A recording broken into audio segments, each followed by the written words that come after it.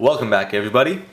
Today I have the NECA 6-inch tall Godzilla figure from the new 2014 Godzilla film. I know it's been a while. I did see the film right when it came out. I actually saw it twice in opening weekend. It was just that good.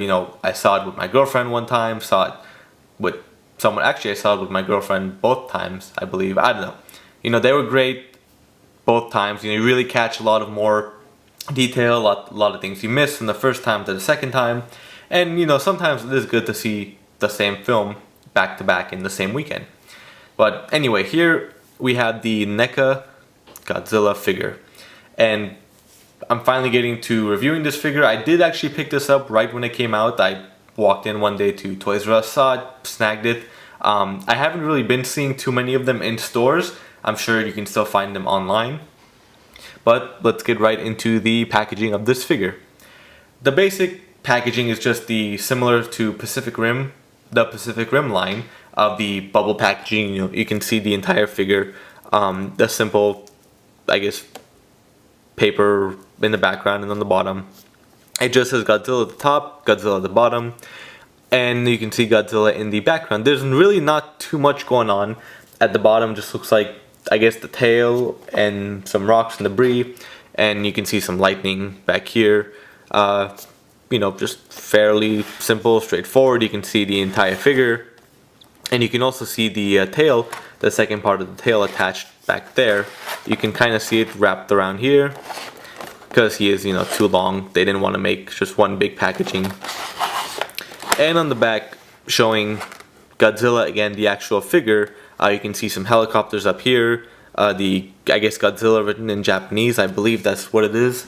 And if you want to read what is on the back of the packaging, you can go ahead and pause it there. So that's about it for the packaging. Not much going on, just the usual Warner Brothers, NECA, Legendary logos down there. Yeah, fairly simple. So let's get right into the figure itself. I'll open it up and stick around for the next part of the video. We have opened up Godzilla, and he is standing in all his godly Godzilla glory right here on my review table. Before I get started, I just want to mention I apologize for the lighting and it seeming a little bit dark.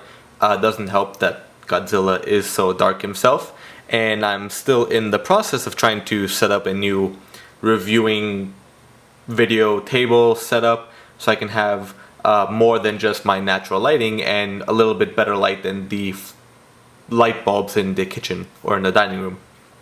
But I'll do my best. I'll try to get close-ups, and if it helps, I do usually have my photo galleries that are very well done. They have the bright light, the high detail, so you can always check that out as well after the video. So NECA has made their smaller version of the 2014 Godzilla. This one is 6 inches tall and 12 inches long, give or take, with the tail not fully on the ground and whatnot. But Godzilla, who can not love Godzilla? Of course, not all the toys are very lovable, but NECA's done a pretty decent job. I haven't seen or actually noticed the larger Godzilla, the 2014, yet. I'm not quite sure if it's been released yet, but I wouldn't have mind getting that one. The only problem is the size and the price. It's double the size and double the price, so that was hurting a little bit. But I don't have any Godzilla anything in my collection, let alone the movies. I know I'm a bad fan, but I needed something, and I figure I start with this before the later or the newer 1985, was it 1994, all the later ones come out. So let's get right into Godzilla's figure right here.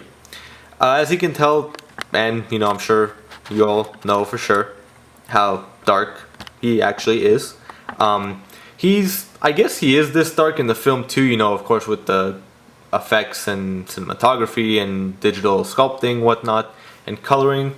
He doesn't seem that dark, and you can see more of the detail. But this figure, I wouldn't say is too dark. I'd actually say it's pretty spot on. It's not really black, it's more of a darker, really dark gray. And depending on the light, you can actually see some green hues and green shades into it. Not sure if that's my eyes, not sure if NECA did that, or maybe green got mixed in. But just here on the chest, I see, a lot of green. dark right here, and actually in the light, you know, it really does stand out a little more, and you can actually, I can tell from the camera as well, you can see all the scales and the bumps and the different features and textures and whatnot. So, you know, the paint job is really well done. It's, granted it is one color, but a lot of people think, oh, they just paint the whole thing one color, but no, you know, they need the shading, they need the actual technique of applying the paint, so I think that was a job well done. Overall, you know, he's not a gigantic figure, you know, there we go, you can see a little bit better of Godzilla right here. He's not a gigantic figure, but you know, he does have a lot of detail, as you can see moving the upper chest right now. The tail that comes attached right here, it's from this part of the tail on. This is all one piece that was sitting there. It is kind of difficult, you know, I popped off both legs when I was trying to squeeze it on.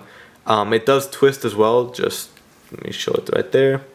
Just be careful not to twist it around too much. I haven't done that yet, but I have a feeling it might pop off, but don't want to risk it, don't want to deal with trying to reapply it. And before I get into any articulation or close-ups, let me compare it with the Pacific Rim Scunner by NECA that I reviewed earlier today. So as you can tell, he's not, this 6-inch tall Godzilla is not in scale at all with the Pacific Rim figures. You know, I'm sure the 24-inch or the 12-inch tall one will be in scale, as Godzilla is just the most massive kaiju and Gojira that has come out so far from the 2014 film.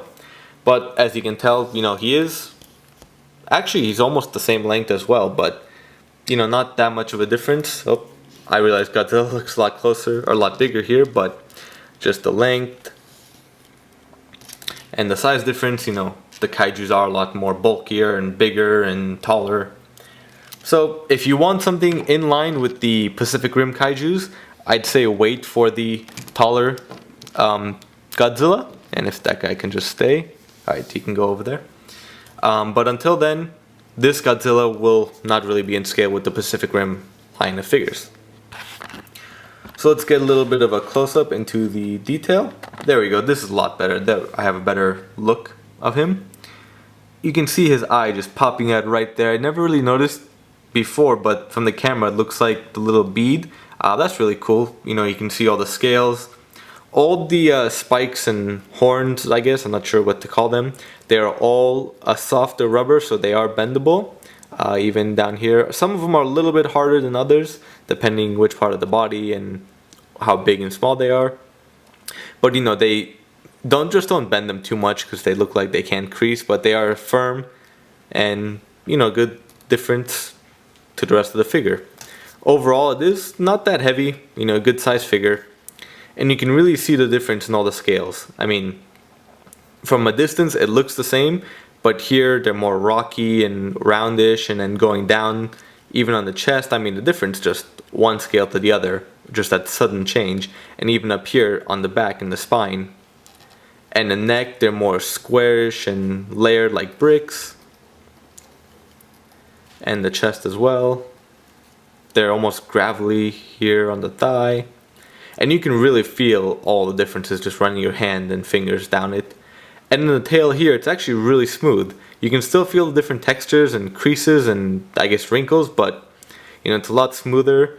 And then right here you got, you know, kind of horns and thorns. And then the end of the tail, it's just not really bendy, or it is bendy, but doesn't really pose, but you know. So, you know, pretty well detailed figure. Nothing too much to complain about on the detail or the paint. Even the mouth, you know, you can see all the little teeth and the tongue. I have seen other reviews where it seems like they pop out the tongue or they do something to the tongue to make the mouth stay open, because it is a little bit awkward that the mouth doesn't stay closed and can't open it too much. I'll have to watch someone else's review again. I think I want to say it was either Pixel Dan or Sehaman. One of you guys did that, but you know, I guess I'll just leave that be. So let's get right into the articulation. So the top of the head right here does twist a little bit, doesn't really go up and down. The neck right here does as well. Both parts, they don't really go up and down. I mean, they can kind of stay, but it's not really, doesn't make a big difference. Let me zoom out here. The waist, I guess if you want to call that, does twist, goes slightly up and down, doesn't go too far up. You have the arms, they go a little bit out, far in, back, forth, the elbows, and the wrists as well. Everything was pretty loose on mine. You don't have to worry about the stiff joints or trying to force anything. The knees seem to be the stiffest one.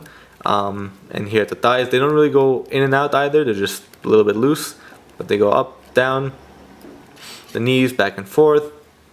The feet twist and slightly up and down as well. Actually a little bit more. And then the tail. So you have one big one here, I guess at the butt, where it attaches to the main body. Then you have one here.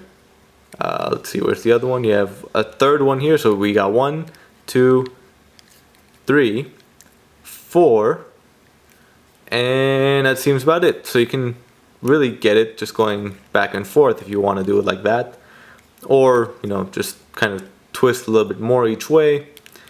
But it does go all the way around, so that's pretty cool. Seems to be on a ball joint right there. Get that. So you don't have to worry about it not being flexible, but the only thing is this part of the tail doesn't bend down. It's kind of stuck. I kind of wish they did it like the kaijus where you can actually bend it with the flexible wire, but even that is just the extra rubber that wasn't really posed or molded into anything. So here we have Godzilla all done. Short quick review, or at least tried doing a short and quick one. I'm a fan of Godzilla, so I'm happy to have this. Of course, not the most standout figure in my collection or in anyone's collection, but if you are a Godzilla fan or if you have kids, highly recommend it. And be sure to like and subscribe to my pages and check out Lindsay's Toy Room for all your NECA needs. See you later, everyone.